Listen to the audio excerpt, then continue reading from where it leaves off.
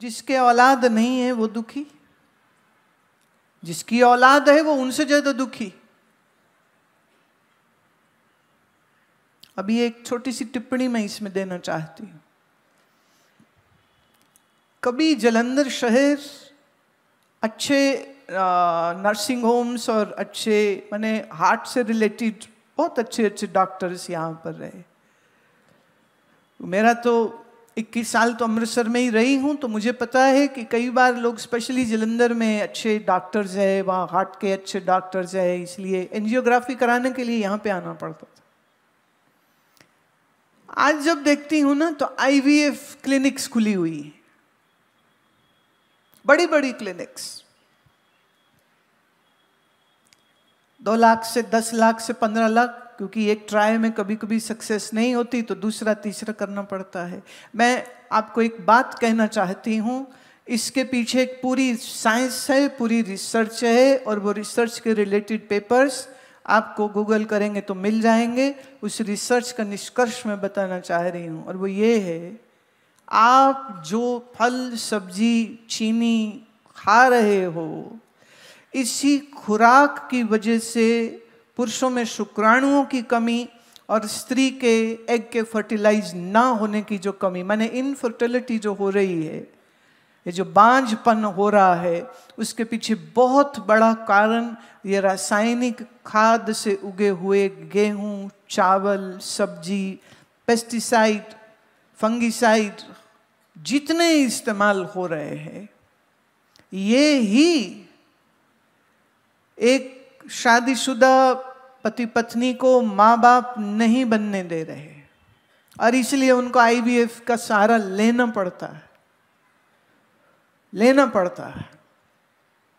अपने खान पान को सुधारिए तो इसकी दिक्कत रहेगी नहीं। अभी तो यूनाइटेड नेशंस ने 20-23 साल को मिलेट्स का साल बोला है। मैं तो 3 साल से इस विषय पर बात कर चुकी हूँ, बल्कि खुद पका के ये मिलेट्स पकाए कैसे जाते हैं, वो खुद पका करके अपने लोगों को समझाया सिखाया कैसे पकाओ, उसके क्या फ़ायदे हैं, कि इसमें क्या क्या न्यूट्रिएंट, क्या क्या पौष्टिक तत्व है, उसका पूरा डिटेल्ड जो वीडियो है वो बना करके दिया। क्योंकि अगर आप ठीक खाते हैं तो शरीर में इन्फ्लेमेशन नहीं होगी, अगर इंसुलिन आपकी कंट्रोल्ड रहेगी तो आपके माने स्त्री या पुरुष के शरीर में बांझपन नहीं होगा, और हो भी नहीं सकता। पर जिसके बच्चे नहीं हैं वो रोए समझ लगती, पर जिनके हैं वो भी रोते दिखते हैं, तो उसका क्या करोगे? जिसके रुपया नहीं है वो रो रहा है समझ लगती, जिसके रुपया है वो भी कहाँ हंसते हैं। वो मुझे एक एडवर्टीजमेंट याद आती है, वो एक कंपनी वो बल्ब बनाती थी ना, वो तब कहते जब मैं छोटा बच्चा था बड़ी शरारत करता था, मेरी चोरी पकड़ी जाती जब रोशन होता। चलो अब मैं बिल्कुल बूढ़ा हूँ, गोली खा के जीता हूँ, है। तो जो गोलियों के सहारे पेट साफ करे, गोलियों के सहारे खाना पचता नहीं, गोलियों के सहारे ये गठिया अर्थराइटिस आरे हो गया, ये दवाई इसकी दवाई उसकी, 15 से 20 साल के उम्र में डायबिटीज हो रही है। ये इतना जो शरीरों को बीमारी, और उसमें एक सबसे बड़ी बीमारी जिसके ऊपर मैं आपका ध्यान लाना चाहती हूँ, क्या आप जानते हैं कि सिर्फ मोबाइल फोन स्क्रीन को देखने से तुम्हारे बच्चे में एडीडी नाम की बीमारी हो जाती है? अरे हाँ, 7 साल 8 साल 4 साल के बच्चे मोबाइल फोन में एनिमेटेड कार्टून जाने क्या क्या देख रहे हैं। माँ बाप खुश हैं कि बिजी है बच्चा, ये नहीं पता कि इस मोबाइल स्क्रीन से आ रही मैग्नेटिक वेव्स की वजह से ब्रेन के न्यूरॉन सेल्स मर जाते हैं। इसलिए अगर आप चाहते हैं कि आपके बच्चे बुद्धू बने और बुद्धिमान न बने, उनको मोबाइल फोन दे दीजिए, खेलने दीजिए मोबाइल फोन के साथ।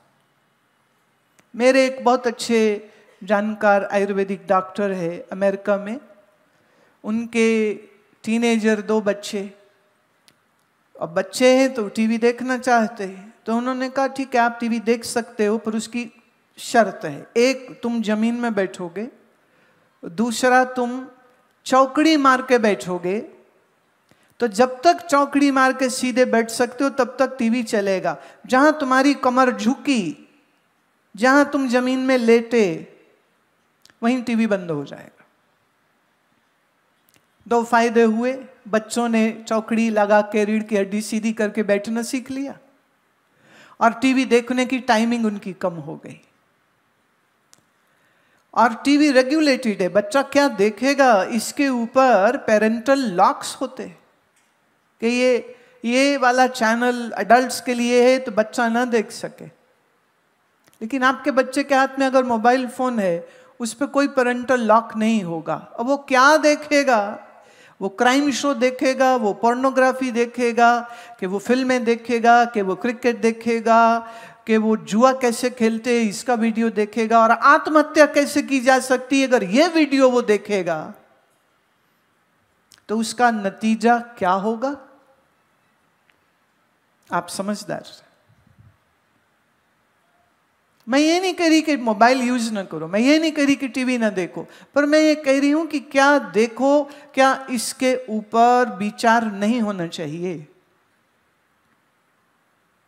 हम जब अपनी जिंदगी को विवेक से, ज्ञान से, समझबूझ से नहीं जीते हैं, तो हमारे जीवन में बहुत सी समस्याएं आती हैं और आएंगी।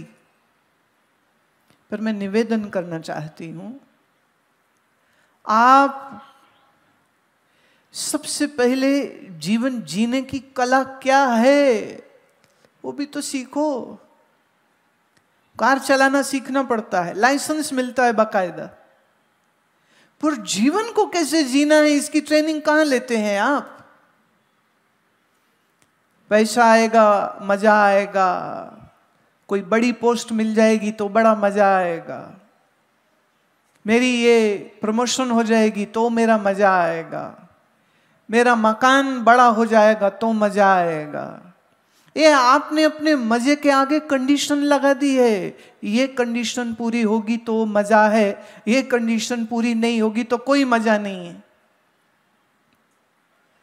और अब उन कंडीशंस को पूरा करने के लिए आप दिन रात खपते रहते हैं, जागते हुए में तो चिंता करते ही करते हैं, चिंता मारे नींद नहीं आती, नींद आ जाए तो सपने में भी वही चिंता चल रही होती, वही चिंता फिर चल रही होती।